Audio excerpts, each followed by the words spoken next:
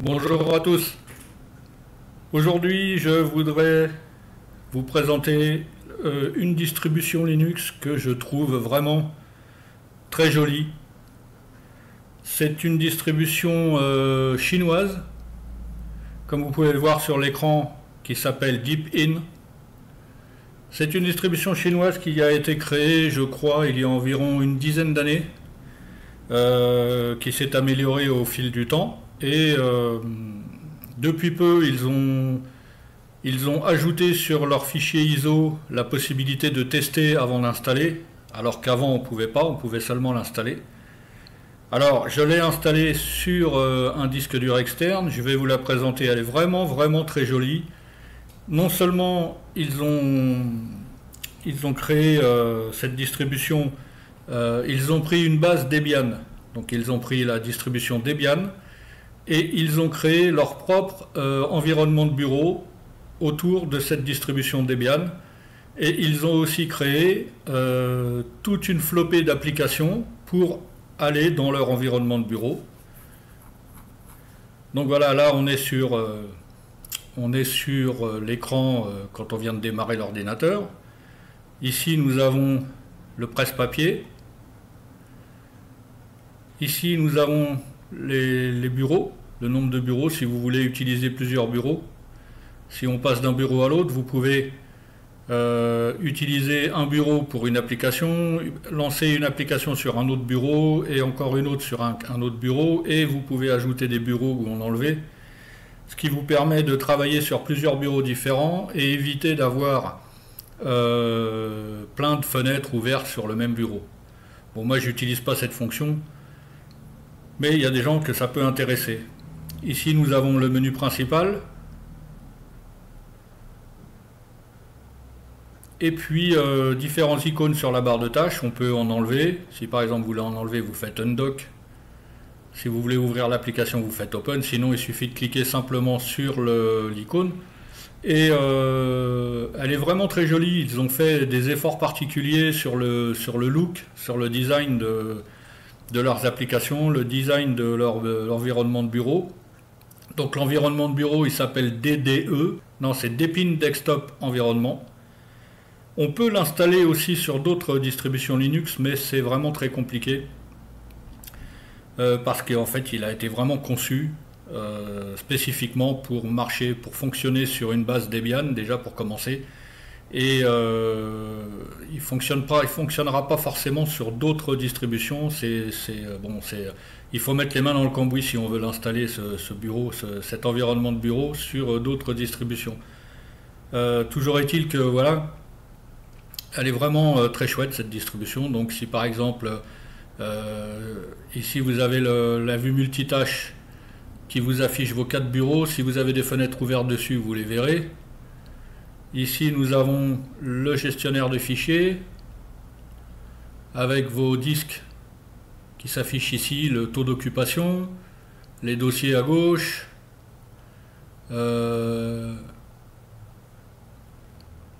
ici nous avons le magasin d'applications, le App Store,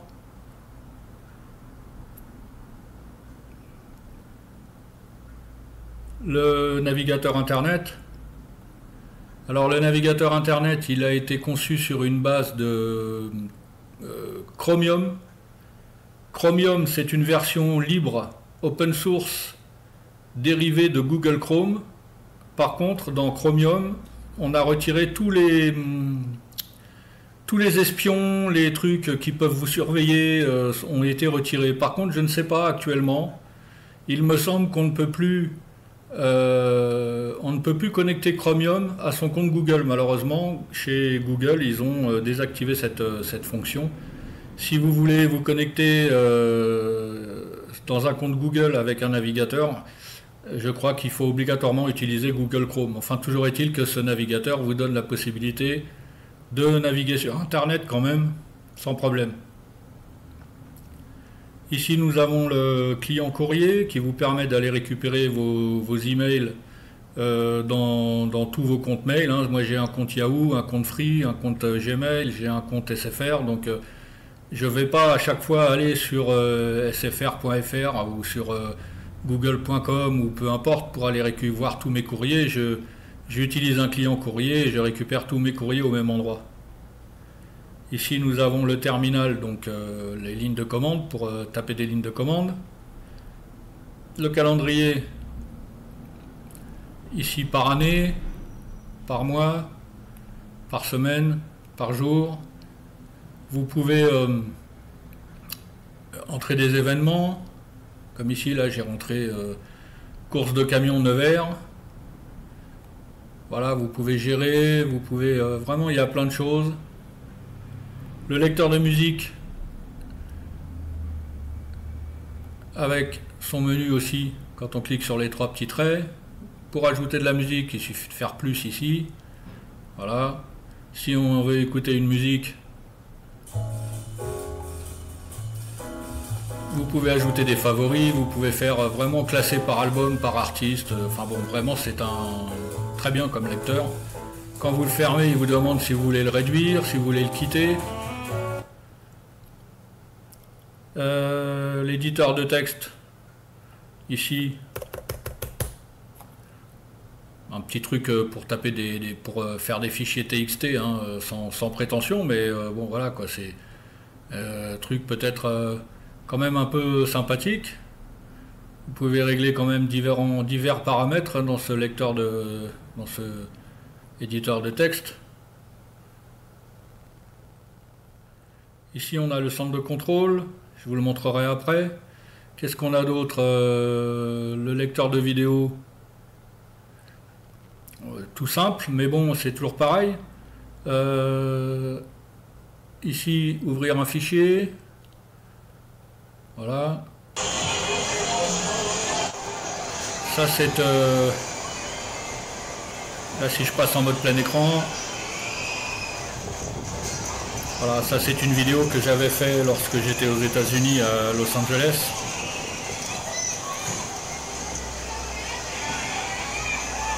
Le lecteur vidéo. Qu'est-ce qu'on a d'autre? Album photo, vous pouvez créer des albums, des chronologies. Si vous cliquez sur une photo deux fois, ça ouvre le visualisateur d'images. Vous voyez, il y a vraiment... Et toutes ces applications-là sont des applications qui ont été conçues et développées par les créateurs de la distribution. Visualisateur de documents, PDF, Docs, DOCX. DOCX, c'est le format, je crois, de Microsoft Office. Vous pouvez ouvrir tous ces fichiers. Qu'est-ce qu'on a d'autre? Bon, dedans, ils ont installé la suite bureautique LibreOffice, qui est une suite bureautique, je vous l'ai déjà dit, pratiquement identique à Microsoft Office, à la différence que LibreOffice, c'est gratuit. Qu'est-ce qu'on a d'autre? Vous avez un enregistreur de notes vocales. Vous pouvez enregistrer des notes vocales pour vous rappeler des choses au lieu d'écrire. Les téléchargements sont gérés ici. Qu'est-ce qu'on a d'autre? Un scanner. Bon là j'ai pas encore connecté mon imprimante, mais donc il trouve rien, mais on peut scanner des documents sans problème. Ici vous avez le bootmaker, donc c'est pour créer une clé USB de démarrage sur laquelle vous viendrez mettre un fichier ISO. Alors je ne sais pas si tous les fichiers ISO peuvent être utilisés ici, puisque c'est encore une application qui a été développée par les créateurs de la distribution pour leur distribution. Mais je vous l'ai déjà dit, il vaut mieux utiliser Ventoy, puisqu'on peut mettre avec Ventoy on peut en mettre plusieurs. C'est l'avantage de Ventoy, c'est qu'on peut mettre plein de fichiers ISO différents, de distributions différentes sur la clé USB. Et ça évite d'avoir à recréer une clé USB à chaque fois, parce que là ici on peut mettre une seule distribution sur la clé. Donc si on veut en essayer une autre, il faut effacer, il faut recommencer. Qu'est-ce qu'on a d'autre? Le moniteur système, très bien fait aussi. Donc vous voyez ici que j'ai 20% de mémoire utilisée, 3 Go 1 sur 15 Go 3, en fait j'ai 16 Go de mémoire. La mémoire virtuelle, il n'y en a pas. elle n'est pas utilisée. Ici on a le réseau, ici les lectures écriture disque. Et puis vous avez les services et les utilisateurs. Pareil, toujours ce petit menu. Alors il y a toujours des petits défauts de traduction dans certains menus, dans comment dire, dans la distribution en elle-même, il y a encore des petits défauts de traduction. J'ai participé à la traduction de l'ensemble il y a quelque temps là. Je pense que dans la prochaine version, tout devrait être amélioré théoriquement. J'ai traduit des centaines et des centaines de termes, de phrases. Je ne suis pas tout seul, on est très nombreux à avoir participé à cette traduction. Donc dans la prochaine version, je pense que ça devrait s'arranger. Et puis voilà, donc on a... Bon après c'est que des trucs, il y a des petits jeux mais ils sont pas terribles. Donc voilà, et puis ici le centre de contrôle. Donc il faut, c'est pas obligatoire, mais il faut vous créer un compte chez Deepin pour pouvoir synchroniser vos données. Soit vous les synchronisez, soit vous les synchronisez pas, vous cochez ici. Hein. Ici vous pouvez gérer les utilisateurs, vous pouvez ajouter un utilisateur. Voilà, vous pouvez choisir s'il sera utilisateur standard ou administrateur, le nom, le mot de passe, gna gna. Vous pouvez changer ici votre nom, vous pouvez ici gérer votre image, votre avatar. Vous pouvez choisir parmi toutes celles qui sont déjà présentes ou utiliser une photo à vous. L'affichage. Vous pouvez tout régler ici. Moi j'ai plusieurs définitions, j'ai plusieurs résolutions d'affichage. Là mon écran est en 144 Hz, mais je peux aller à 60. En descendant à 60 Hz sur un ordinateur portable, ça permet d'économiser un peu la batterie. Parce que 144 Hz, ça consomme beaucoup quand même. Là je suis branché sur secteur, donc c'est pas bien grave. Vous pouvez créer de l'authentification biométrique, vous pouvez vous prendre en photo et utiliser votre photo pour déverrouiller votre ordinateur, mais ça... moi j'aime pas trop ça parce que des fois ça marche pas. Ça marche pas toujours à chaque fois, enfin je sais pas, j'aime pas ça, je préfère le code classique. Ici vous pouvez gérer toutes vos applications par défaut, donc là c'est Google Chrome, j'ai installé Google Chrome. C'est Google Chrome qui se lancera en tant que navigateur internet, le courrier, l'éditeur de texte, vous pouvez choisir ce que vous voulez. Il suffit de cocher comme ça. Hein.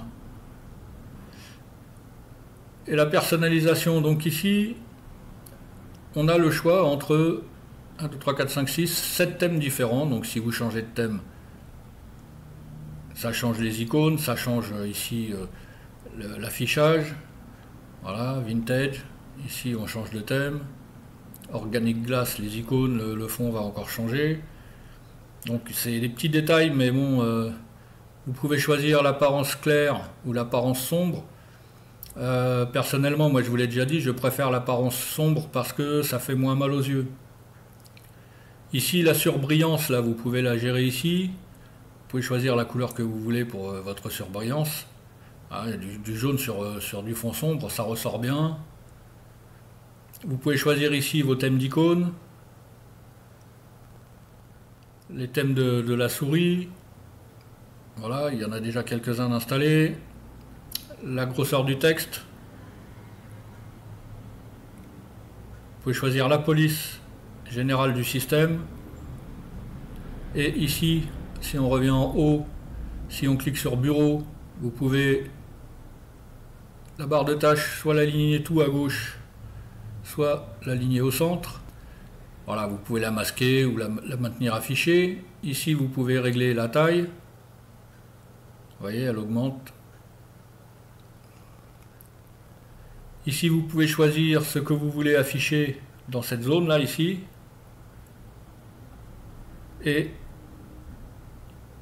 les effets de réduction de fenêtre quand je fais ça. Voilà, lampe magique ou échelle.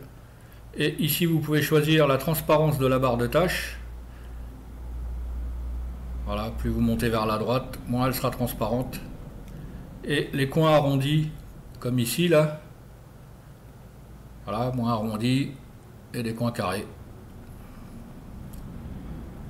Réglage du réseau. Donc là, Wired, c'est par câble. Wireless, c'est par Wi-Fi. Vous pouvez régler vraiment plein de choses. Il y a des tas de choses. Les notifications, vous pouvez passer en mode ne pas déranger. Elles apparaissent ici, les notifications. Notification Center, voilà, vous pouvez voir ce qui s'est passé et vous pouvez régler les notifications, mais on arrive ici. Et ici, les applications, toutes les applications peuvent vous envoyer des notifications. Donc vous pouvez gérer les notifications par application. Le Bluetooth est activé. Si votre ordinateur est équipé du Bluetooth, vous pouvez l'utiliser sans problème. Vous pouvez faire vos réglages son ici. Vous voyez ? Alors, vous voyez, comme je vous disais, Advanced Setting. Il y a encore par endroit des trucs en anglais, mais bon, ça va s'arranger. Les réglages de l'alimentation quand vous êtes branché, quand vous êtes sur batterie. Réglage de la souris. Vous pouvez faire des réglages fins de votre souris. Vous pouvez activer ou désactiver le touchpad. Moi, j'aime pas ça, le pavé tactile, j'aime pas ça du tout, donc je le désactive à chaque fois. Vous pouvez régler la date et l'heure, les fuseaux horaires, ça je l'avais déjà fait, région et format.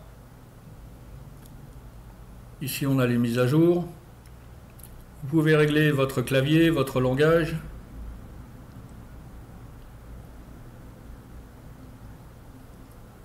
Ici on a les informations sur le système. Donc on voit que c'est Deepin, version 23, édition communautaire. En 64 bits, mon processeur est un Intel Core 12e génération i7.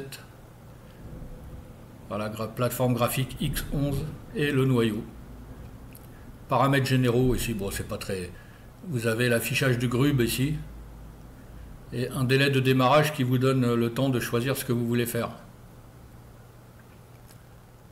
Voilà, vraiment, ici on a fond d'écran. Donc ici vous avez divers fonds d'écran qui sont déjà installés. Si vous voulez changer, on vous donne le choix, soit vous utilisez les fonds d'écran uniquement pour le bureau ou uniquement pour l'écran verrouillé ou pour les deux. Voilà. Bouton droit, vous avez un menu contextuel qui s'ouvre avec différentes options. Donc voilà, Deepin Linux. Ici, on voit qu'on est bien en clavier français, FR AZERTY. On a ici l'intelligence artificielle. Mais je crois qu'il faut se créer un compte. Non, pas d'un compte. Il faut se créer un compte. Je ne sais pas si c'est gratuit.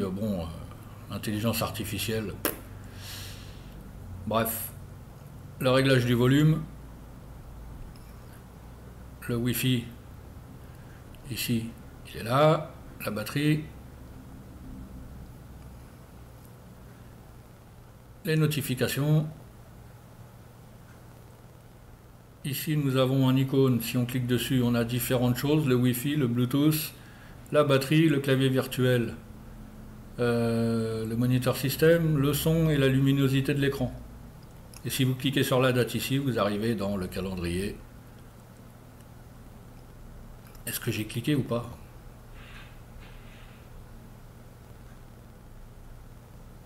Bon, il s'ouvre pas, mais normalement, quand on clique là, on arrive dans le calendrier. Voilà pour cette distribution Linux. Donc je vous dis vraiment, elle est très jolie. Ils ont fait vraiment un super boulot, les distributeurs de cette distribution. Les créateurs, pardon, les développeurs. Ils ont vraiment fait un bon boulot. Le look est vraiment agréable à l'œil. Et c'est vraiment une distribution sympathique. Alors bon, c'est une distribution chinoise, mais ils ont fait du bon boulot. Et moi je l'aime bien. Personnellement, je l'aime bien. Donc je vais vous montrer comment on l'installe.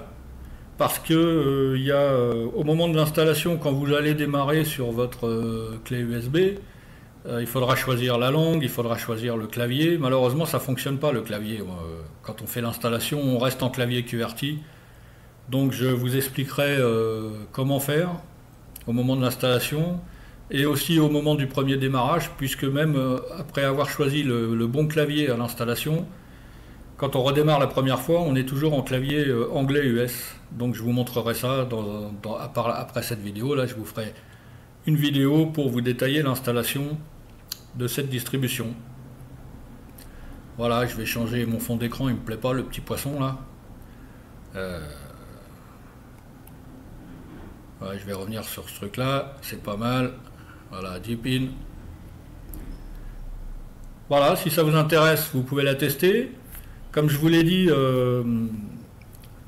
avant on pouvait pas la tester avant de l'installer, on pouvait que l'installer. Et depuis la version 23 d'ailleurs, je crois, ils ont ajouté le mode live.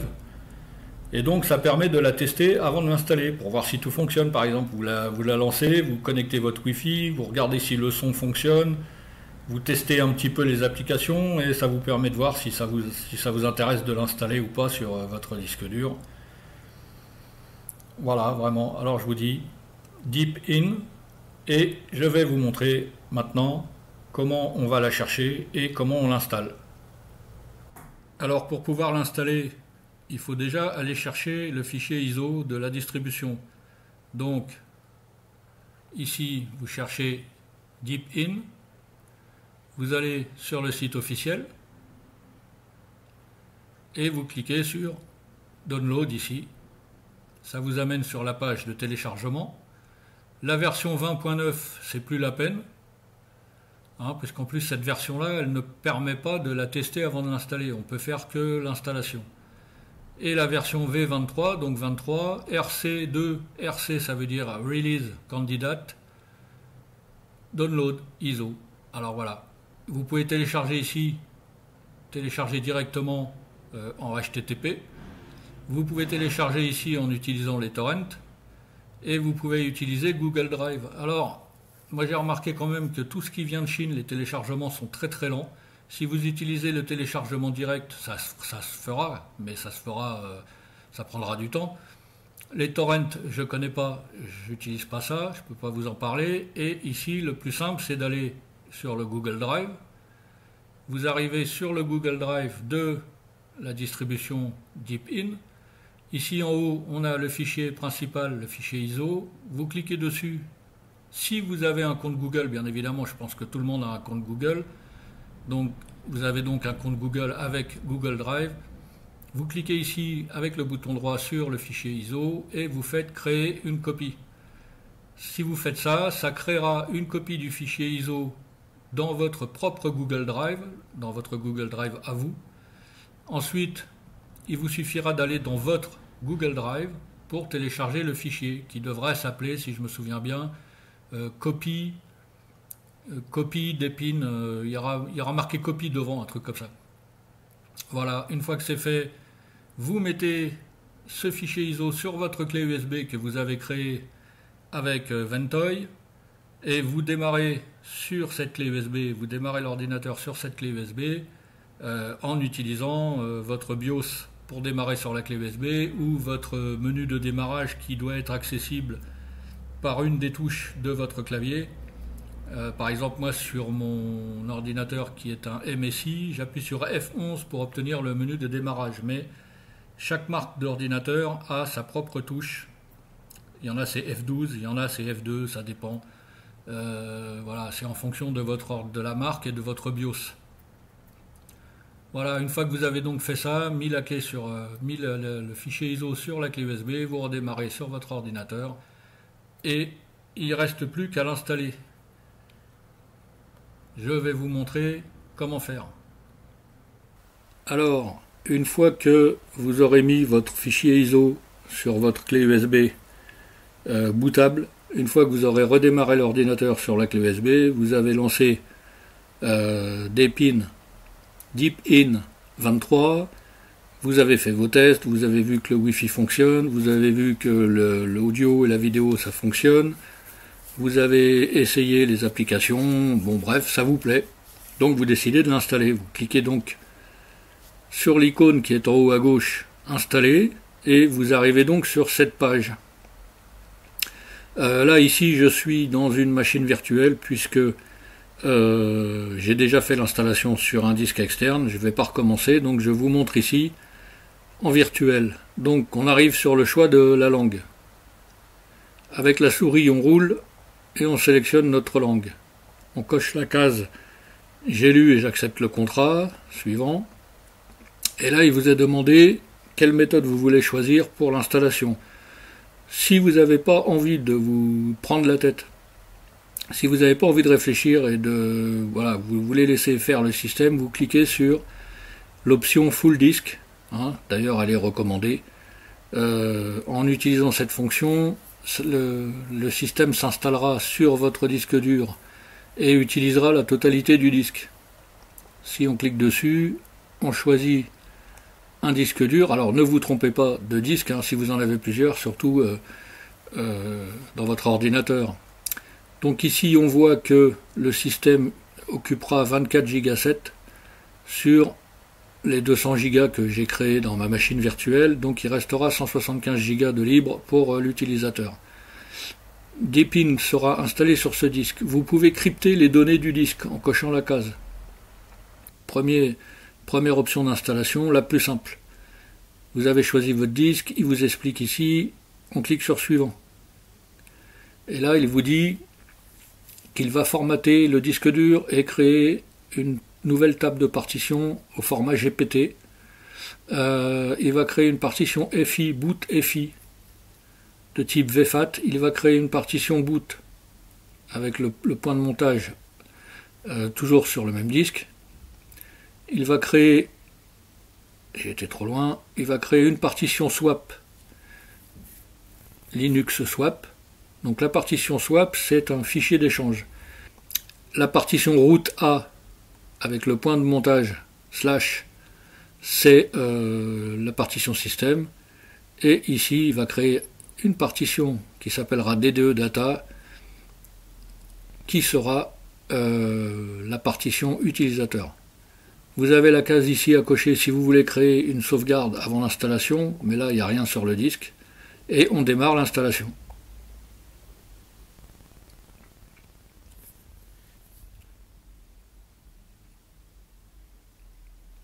Voilà. Donc vous avez différentes fenêtres qui vont défiler pour vous montrer un petit peu les possibilités de ce que vous pouvez trouver à l'intérieur de cette distribution.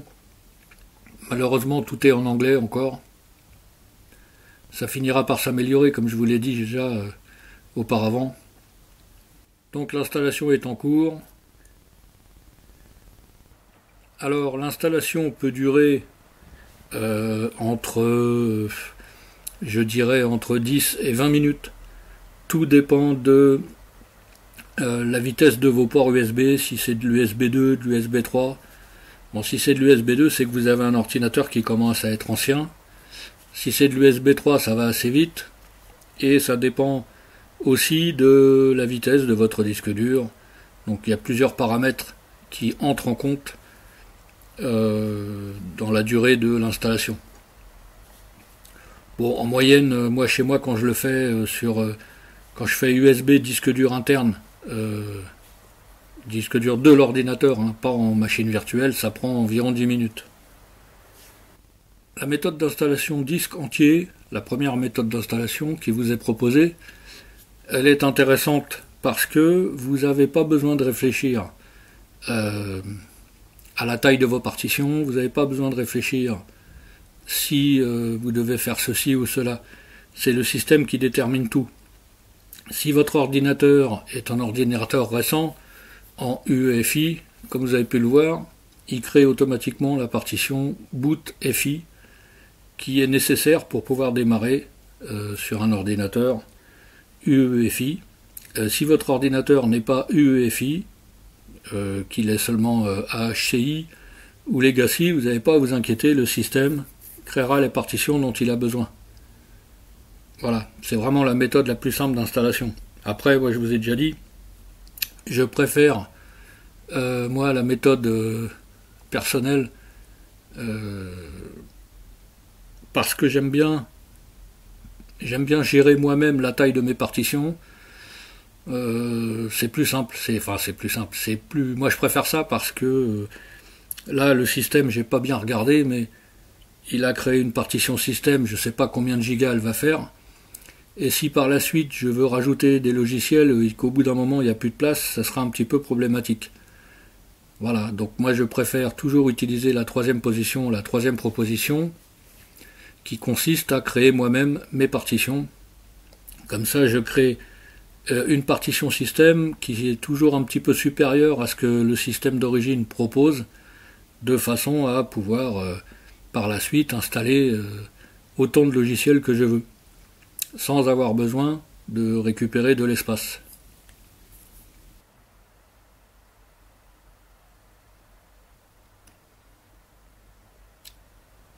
Et voilà, l'installation est terminée. Il ne reste plus qu'à redémarrer l'ordinateur. Voilà, une fois que l'ordinateur est redémarré, on vous demande de choisir un nom d'utilisateur et de choisir un mot de passe.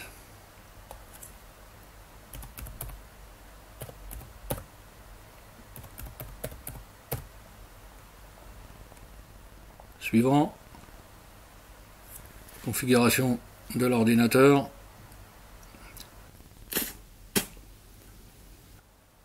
Configuration de l'ordinateur terminée. Ne vous inquiétez pas, hein, ça va démarrer. Voilà, donc on arrive sur l'écran de connexion. Donc il faut taper. Vous voyez que votre nom il est déjà inscrit. Vous tapez votre mot de passe, le mot de passe que vous avez choisi. Et vous connectez à votre session.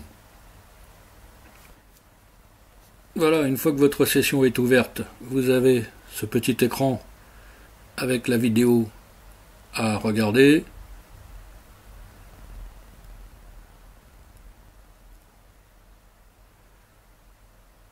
Bon, après, vous verrez ça vous-même. Vous faites suivant. Ici, vous choisissez entre les deux modes d'affichage.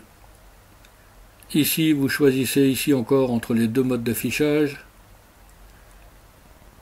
Voilà, bon, ça de toute façon je vous ai déjà montré. Alors que la première chose à faire, c'est ici, sur le réseau, bon là je suis connecté en machine virtuelle, donc je suis connecté comme si j'étais connecté par câble. Sinon, vous cliquerez ici et vous aurez le Wi-Fi. Hein, ici, vous connectez votre Wi-Fi. La deuxième chose à faire, c'est d'aller dans le centre de contrôle et de régler le clavier et la langue. Parce que bien qu'on ait choisi au départ la langue française, il faut quand même vérifier si tout est bon. Donc là, clavier, a priori il est bien en français. Langage, on est bien en français.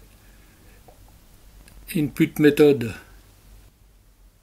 voilà, la méthode d'entrée, on est encore en clavier anglais US. Donc il faut cliquer ici sur le petit plus, aller chercher le français ici, et en général moi je mets le français AZERTY et je fais ajouter. Et ensuite je supprime le clavier anglais. Voilà, comme ça on a les raccourcis, ça n'y a pas de problème, vous pouvez les modifier vous-même après si vous voulez. Donc on est bien en clavier français AZERTY, en langage français et en clavier français. Donc si je lance l'éditeur de texte, je vérifie, je vais agrandir un petit peu. Voilà, je vérifie que ça fonctionne, c'est la petite touche que j'ai sous la touche échappe, le petit 2, genre pour les mètres carrés par exemple, si vous voulez écrire 3 mètres carrés, voilà. Et je vérifie que l'accent circonflexe fonctionne, pas de problème, les trémas, non, les trémas c'est majuscule, tréma et E par exemple, ça fonctionne, il n'y a pas de problème. Si j'appuie sur virgule, j'obtiens bien une virgule, Et si j'appuie sur M, j'obtiens bien un M. Donc on est bien passé en clavier français. Clavier AZERTY. Voilà. C'est tout ce qu'il reste à faire une fois l'installation terminée. Donc si je vais dans le gestionnaire de fichiers, donc là, on voit que le système a créé une partition système de 15 Go et donc il y a déjà 9 Go 1 d'utilisés. Vous voyez, donc il ne reste plus vraiment beaucoup de place pour installer des logiciels supplémentaires. 15 Go, je trouve que c'est pas assez. C'est pour ça que moi j'aime bien créer moi-même mes partitions pour pouvoir justement augmenter la taille de la partition système. Après, la taille de la partition du disque de données, ça on s'en fout, on utilise le reste. On utilise le restant du disque. Voilà. Donc voilà, Deepin est installé, prêt à l'emploi, et il n'y a plus qu'à. Maintenant, si vous préférez faire comme moi et gérer moi-même la taille de vos partitions, alors vous choisissez cette fonction-là. Avancer, hein, c'est marqué, vous pourrez facilement allouer l'espace disque, configurer vos fichiers système, enfin vos systèmes, et les points de montage. Donc on clique ici, on choisit le disque. Surtout, je vous le répète, ne vous trompez pas de disque. Ok ? Donc une fois que vous avez votre disque ici, vous cliquez sur plus. Vous avez un boot UEFI, avant de cliquer sur confirmer, sauvegardez vos données. Si vous ne voulez pas formater le disque, appuyez sur annuler. Donc on confirme. Je reclique. Donc ici on va créer une partition VFAT. Automatiquement il a mis 0.3 Go, donc 300 mégas. Point de montage, boot EFI. Si votre ordinateur est en UEFI, vous faites cette partition. Si votre ordinateur est plus ancien, qu'il fonctionne en AHCI ou en Legacy, vous n'avez pas besoin de faire cette partition. C'est pas la peine, il suffit de ne pas en tenir compte et de passer à la partition suivante. Donc je vous répète, uniquement si vous êtes en UEFI. Confirmé. Je continue. Ils disent dans leur mode d'emploi, alors si vous avez beaucoup de mémoire vive, c'est pas vraiment utile parce que le fichier d'échange ça sert plus vraiment beaucoup aujourd'hui, puisque maintenant on a des ordinateurs avec des grosses quantités de mémoire, mais bon, il y a encore des gens qui tournent avec 4 Go ou avec 8 Go. Le fichier d'échange sert en général uniquement lorsque vous utilisez la fonction de mise en veille prolongée dans la gestion de l'énergie. La mise en veille prolongée va décharger toute votre mémoire vive dans le fichier swap. Et au moment du réveil, au moment où vous allez réactiver l'ordinateur, toute la mémoire, tout ce qui était dans le fichier swap, dans le fichier d'échange, va se retransférer en mémoire. Si vous n'utilisez pas du tout la fonction de mise en veille prolongée, c'est vraiment pas nécessaire de créer un fichier swap. Si vous devez utiliser, ou si vous avez peur, ou si vous préférez créer un fichier d'échange, à ce moment-là, il faut créer un fichier Linux swap qui fasse une fois la taille de votre mémoire, plus 2 Go. Donc là, dans ma machine virtuelle, j'ai alloué 8 Go de mémoire, et là, il me propose 8 Go d'espace, mais il faut toujours rajouter 2 Go. Donc je rajoute 10 Go et je crée mon fichier swap. Ensuite, je reclique sur le petit plus. Donc là, toujours, on laisse le système de fichiers en ext4. Le point de montage, on choisit le slash. Ça, c'est pour la partition système. Donc la partition système, vous avez vu tout à l'heure que quand vous passez en installation automatique, le système crée une partition de 15 Go. Ça fait un peu léger. Moi, je préfère allouer environ 30 Go. Donc je règle sur 30 Go. Allez, on va être 30 Go 9, on va pas chipoter. Et je crée ma partition. Et ensuite, dernière partition, je crée toujours en ext4, la partition Home pour les fichiers de l'utilisateur, avec le restant de la place disponible sur le disque. Et je confirme, et ensuite on fait suivant. Ah bah tiens, là il demande de créer le compte tout de suite. Bon, bah ça dépend des, je sais pas comment ça se fait. Toujours est-il qu'une fois que vous avez fait ça, vous cliquez sur installer maintenant, et vous aurez 10-12 minutes plus tard votre système installé avec les partitions que vous aurez définies vous-même. Voilà. Ciao tout le monde.